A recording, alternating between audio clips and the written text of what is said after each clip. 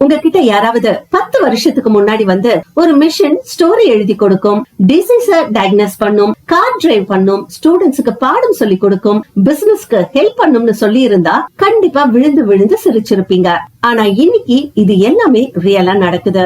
AI இது இப்ப நான் சொன்ன எல்லாத்தையும் பண்ணும். நான் சொன்னது இல்லாம இன்னும் சொல்லாதத கூட பண்ணும். ஆர்டிபிஷியல் இன்டெலிஜென்ஸ்ங்கிறது ஜஸ்ட் ஒரு டெக்னாலஜி மட்டும் இல்ல, இது ஒரு குளோபல் டிரான்ஸ்ஃபர்மேஷன்.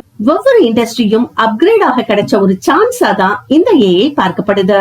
ஏஐனால பல பெனிஃபிட்ஸ் எல்லாருக்குமே இருக்கு.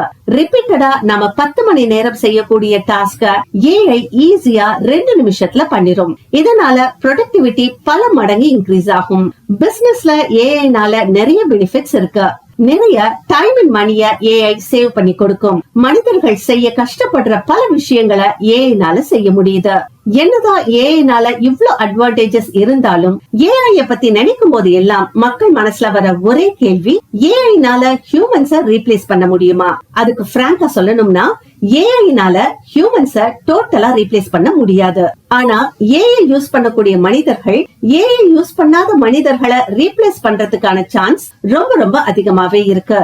இன்டர்நெட்டுக்கு அப்புறம் டெக்னாலஜில வந்திருக்கிற ஒரு மிகப்பெரிய டிரான்ஸ்பர்மேஷன் இந்த ஆர்டிபிஷியல் இன்டெலிஜென்ஸ் தான். இத நாம சரியான வழியில பயன்படுத்தினா நமக்கும் நம்ம வாழ்க்கைக்கும் ரொம்ப ரொம்ப உதவியா இருக்கும். மேலும் இது போன்ற தகவல்களுக்கு சேனலை ஃபாலோ பண்ணுங்க. Stay tune for more updates.